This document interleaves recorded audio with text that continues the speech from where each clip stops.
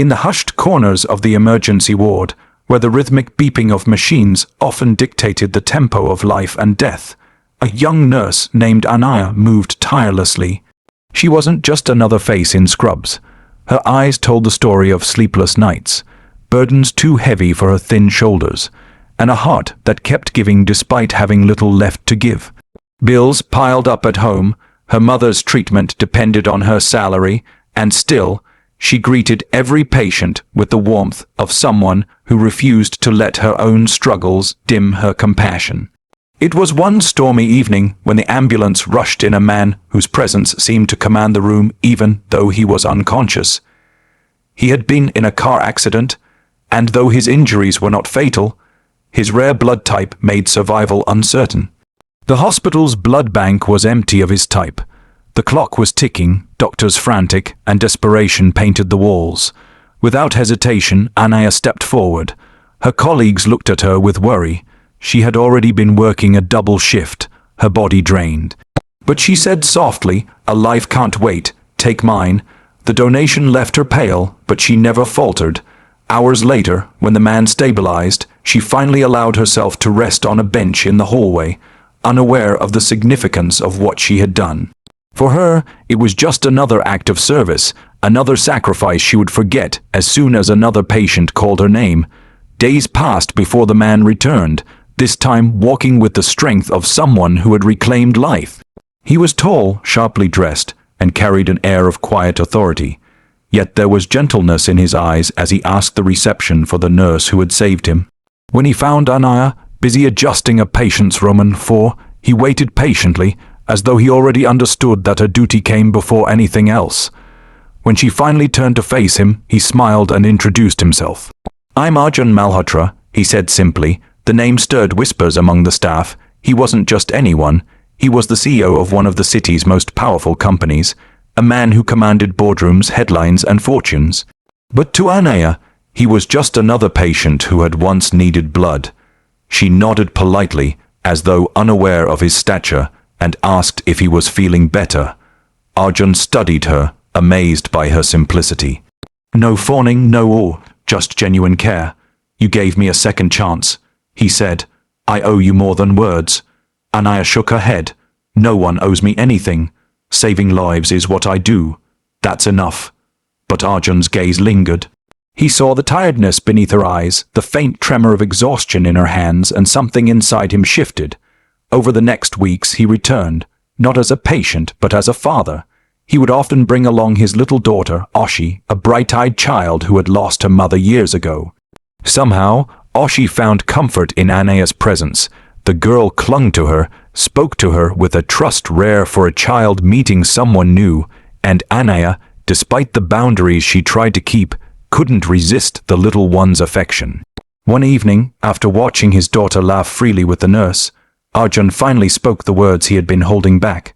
"Anaya," he said, his voice steady but tender, "you didn't just save my life, you stepped into it, and in doing so, you gave my daughter a glimpse of something she hasn't known in years. Motherly warmth." She froze, taken aback. Life had taught her to expect struggles, not proposals. "Mr. Malhotra, I'm just a nurse, my life. It's complicated, you don't know my battles." He stepped closer, his eyes unwavering. "I may not know them all, but I see the strength with which you fight them, and I see the kindness that never wavers, no matter how heavy the burden. That is what I want beside me. Not status, not wealth. You." Her heart raced. She thought of her mother's failing health, the weight of bills, the emptiness of nights where no one asked how she was. Could fate truly be rewriting her story, here in the sterile halls where she gave everything and received so little? Arjun sensed her hesitation and continued softly. "This isn't about repaying a debt. It's about choosing a future. I can offer comfort, security, but more than that. I want us to build something real, not just for me, for Oshi, for you, for all of us." Tears pricked Anaya's eyes, but she blinked them away. She wasn't used to being the one rescued. For so long, she had been the giver, never the receiver. The thought of love and stability seemed almost foreign. Yet when she looked at Oshi, whose small hand had already slipped into hers, she felt a pull stronger than fear. She didn't answer right away. Some decisions need time. Some wounds need healing before a new chapter can be embraced. But in that moment, Anaya allowed herself something she hadn't in years: hope. Because sometimes life places extraordinary turns on ordinary roads. Sometimes the blood you give to save a stranger becomes the thread that binds you to a destiny you never imagined. And sometimes even the most struggling heart is chosen, not for what it lacks, but for the immeasurable love it carries. Disclaimer: this is a fictional story created for inspirational and narrative purposes only. Any resemblance to real persons, living or dead, or real life events is purely coincidental. In the quiet corners of the hospital, where fluorescent lights flicker against tired walls and the sound of heart monitors creates a rhythm of urgency, there lived a nurse named Anaya. She was not a woman of wealth nor of privilege, but of resilience. Life had not been kind to her. Her salary barely stretched enough to cover her mother's treatments. Her own needs were often forgotten, and the loneliness of sacrifice was her constant companion. Yet in every patient she treated, in every wound she dressed, in every hand she held through pain, she poured the kind of compassion that cannot be measured. She knew struggle intimately, but she chose every day to respond with kindness. One stormy night, as thunder rolled outside, an ambulance tore through the hospital gates carrying a man on the brink of life and death. He was unconscious, his injuries severe but not irreversible. The problem was cruelly simple.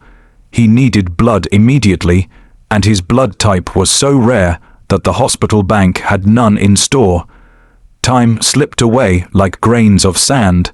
The doctor's voices trembled with urgency, and despair threatened to overtake the room.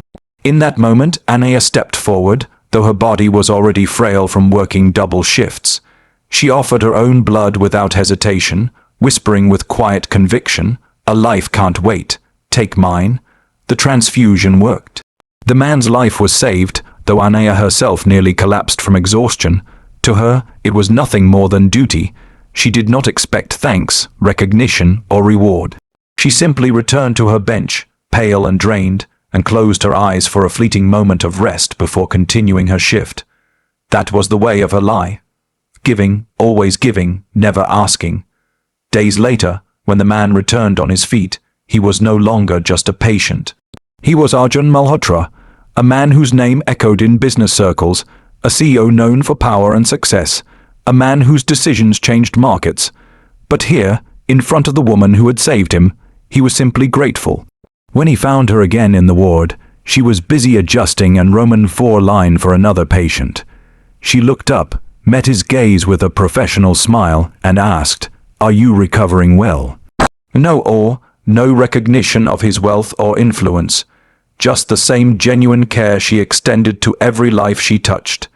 He introduced himself, but she barely reacted. To Anaya, he was not a title, not a fortune, not a headline. He was simply a man who had needed help, and she had given it. That simplicity unsettled him, intrigued him, humbled him. For the first time in years, someone looked past his name and saw only a human being. Arjun began to return often, sometimes with questions, sometimes with gratitude, but often with his little daughter Oshi. The girl, shy and guarded at first, found unexpected comfort in Anaya's warmth. She would cling to her hand, tug at her dupatta, whisper secrets into her ear as though she had known her all her life. And Anaya, though she tried to keep boundaries, found herself drawn into the child's innocence, her laughter a balm she hadn't known she needed. One evening, as the sun cast golden streaks through the hospital windows, Arjun watched his daughter nestle against Anaya's side and laugh freely, something she had not done since losing her mother. His heart was full, and he knew this was no coincidence. He approached Anaya quietly and said, "You didn't just save my life, you changed it. You gave my daughter something I couldn't give her back, her joy." Anaya froze.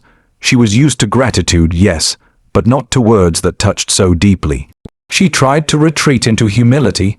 "Mr. Malhotra, I only did what any nurse would do. You owe me nothing." But he shook his head. "This is not about owing. This is about seeing clearly. You've carried struggles no one should carry alone, and yet you give so much of yourself. I see strength in you, Anaya. I see compassion that wealth cannot buy, and I see the woman I want beside me, not as a debt repaid, but as a partner, and the mother my daughter longs for, as the love I never thought I would find. Her breath caught. The words felt like both a blessing and a burden. She thought of the bills stacked at home, of her mother waiting for medicines, of the nights when silence was her only companion. Could she dare to believe that fate had brought her not just hardship, but also a chance at love, at family, at a future she had long buried beneath duty? Arjun's eyes were steady, his voice low but certain. I am not offering riches or comfort alone. I am offering a life we can build together, one where you don't have to fight alone anymore, a life where your kindness is cherished, not consumed. Anaya felt tears gather, but she blinked them away. She had lived so long being the giver that the thought of receiving frightened her, yet when she looked down at little Ashi's hand curled around hers, she felt a pull stronger than fear, a pull toward belonging. She did not answer at once. Her heart needed time, her wounds needed healing, her faith needed to grow. But for the first time in years, she allowed herself a fragile hope. Hope that perhaps her story did not have to end in struggle alone. Hope that perhaps in giving life to a stranger, she had unknowingly opened the door to her own rebirth. And so, in the ward where lives are saved and lost every day, a quiet miracle unfolded. A struggling nurse, a powerful man, a child who longed for love, all brought together by the chance act of giving blood. Because sometimes the smallest sacrifice becomes the thread that rewrites destinies. Sometimes the hand that heals others finally finds someone who wants to heal it in return. And sometimes, even the most ordinary act of kindness becomes the beginning of a life that is anything but ordinary. Disclaimer: this is a fictional keynote style story crafted for inspiration and emotional impact. Any resemblance to real persons or real events is purely coincidental.